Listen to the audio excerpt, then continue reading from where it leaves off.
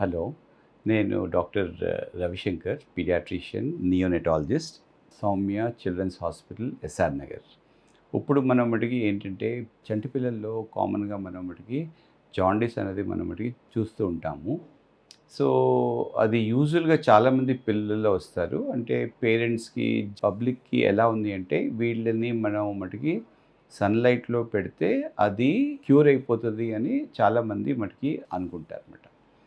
So first of all నేను చెప్పేది ఏంటంటే సన్లైట్ ఈజ్ నాట్ ఎఫెక్టివ్. ఎందుకంటే ఈ రకమైన జాండీస్ని ట్రీట్మెంట్ చేయాలి అంటే బ్లూ లైట్ మటుకి అవసరం. సో హాస్పిటల్లో ఫోటోథెరపీ అన్నది బ్లూ లైట్తో ఇస్తారన్నమాట. So blue light is the specific thing. ఇప్పుడు మటుకి సన్లైట్లో ఏముంటుంది, it is a white light అన్నమాట. సో వైట్ లైట్లో అన్నీ ఉంటాయన్నమాట. వైలెట్ ఉంటుంది, ఇండిగో ఉంటుంది, గ్రీన్ ఉంటుంది, బ్లూ ఉంటుంది, ఎల్లో ఉంటుంది, రెడ్ ఉంటుంది, ఆరెంజ్ ఉంటుంది, అన్నీ ఉంటాయన్నమాట. So it is not specific. ఆ బ్లూ లైట్ అనేది చాలా తక్కువ ఉంటుంది అన్నమాట. సో వైట్ లైట్ వల్ల ఫోటోథెరపీ లాగా అది పనిచేయదు, అది కరెక్ట్ పద్ధతి కాదు. నెంబర్ 2 ఏంటంటే ఇట్ ఈజ్ హార్మ్ఫుల్. ఎందుకంటే సన్లైట్లో ఏంటంటే ultraviolet race and infrared race అంటే ఒక రకమైన మటుకి హార్మ్ఫుల్ థింగ్స్ కూడా ఉంటాయన్నమాట. చిన్న పిల్లల్లో స్కిన్ మటుకి చాలా లేతగా ఉంటుంది, థిన్గా ఉంటుంది. ఇట్లాంటి పిల్లల్లో మనం కానీ అలాంటి రేస్ ఎక్స్పోజ్ చేస్తే వాళ్ళకి చాలా మటుకి ప్రమాదం. ఇంకోటి బాగా వాళ్ళకి టెంపరేచర్ వేరియేషన్స్ వస్తాయి. అప్పుడప్పుడు బాగా హాట్ ఉంటే వాళ్ళు వేడెక్కిపోతారు, బయట మటుకి చల్లగా క్లౌడీగా ఉంటే చల్లగా అయిపోతారు. సో అంత క్లోత్స్ అన్నీ ఓపెన్ చేసి మనం కానీ బయట పెడితే వీళ్ళు స్కిన్ బర్న్స్ ఉండొచ్చు, చల్లగా అయిపోవచ్చు, ఆర్ వాళ్ళు వార్మ్ అయిపోవచ్చు. So it is not at all safe.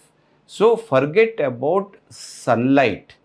సన్లైట్తో మనం జాండీస్ని ట్రీట్మెంట్ అన్నది మంచిది కాదు, అది ఎఫెక్టివ్ కాదు. సో ఇక వస్తే జాండీస్ అనేది ఏంటి, చాలామంది పిల్లల్లో 70-80% ఆఫ్ పిల్లల్లో ఉంటుంది. అంటే జనరల్గా సెకండ్ డే నాడు స్టార్ట్ అవుతుంది, బై 3rd-4th డే కల్లా అది నెమ్మదిగా తగ్గిపోయి బై 1 వీక్ కల్లా యూజువల్గా పోతుంది అన్నమాట. సో యూజువల్గా వచ్చే జాండీస్కి ఏ రకమైన ట్రీట్మెంట్ అయితే అవసరం లేదు, అది దాని అంతటికే న్యాచురల్లీ తగ్గిపోతుంది. వాళ్ళకి ఏం అవసరం అంటే ఫీడింగ్, అంటే బ్రెస్ట్ ఫీడింగ్ అన్నది ఫ్రీక్వెంట్గా ఇస్తే జాండీస్ అనేది ఫాస్ట్గా రికవర్ అవుతుంది. సో కొంతమంది పిల్లల్లో జాండీస్ ఎక్కువ ఉంటుంది అన్నమాట. అంటే వాళ్ళ హ్యాండ్స్ అండ్ పామ్స్ కూడా వాళ్ళకి ఎల్లోగా అయిపోతాయి, వాళ్ళు డల్గా అయిపోతారు, నీరసం అయిపోతారు. అట్లాంటి పిల్లలకి ఏమవుతుందంటే బ్రెయిన్కి వెళ్ళే ఛాన్స్ ఉంటుంది. అంటే హైగా ఉంటాయి. ఒకవేళ మైల్డ్గా ఉంటే దాని అంతటికి అదే తగ్గిపోతుంది. అది హై ఉన్నది అంటే బ్రెయిన్కి ఎఫెక్ట్ చేసి పర్మనెంట్ బ్రెయిన్ ఇంజరీ అయితే ఉండొచ్చు అన్నమాట. సో అలాగా, అందుకంటే హై జాండీస్ ఉన్నది అంటే 1% కంటే ఎక్కువ ఉంది అంటే అట్లాంటి పిల్లల్ని తప్పకుండా హాస్పిటల్లో బ్లూ లైట్ ఫోటోథెరపీ మాత్రమే ఇవ్వాలి అన్నమాట. నార్మల్ సన్లైట్లో అట్లాంటి పిల్లల్ని మనం పెట్టకూడదు. పెడితే ఒకవైపు అది ఎఫెక్టివ్ కాదు, ఇంకోవైపు అది హార్మ్ఫుల్ అన్నమాట. సో నార్మల్ జాండీస్ అన్నది ఫ్రీక్వెంట్ బ్రెస్ట్ ఫీడింగ్తో న్యాచురల్గా తగ్గిపోతుంది.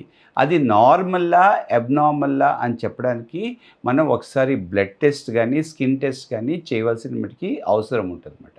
సో ఎవ్రీడే ఒకసారి మనం చెక్ చేయాలి. మనం చూసి కూడా చెప్పవచ్చు. కొంతమంది పిల్లలు చాలా డీప్గా ఎల్లోగా ఉంటారు, కొంతమంది పిల్లలకి హ్యాండ్స్ అండ్ ఫీట్ కూడా స్టెయిన్ అయిపోతాయి అన్నమాట.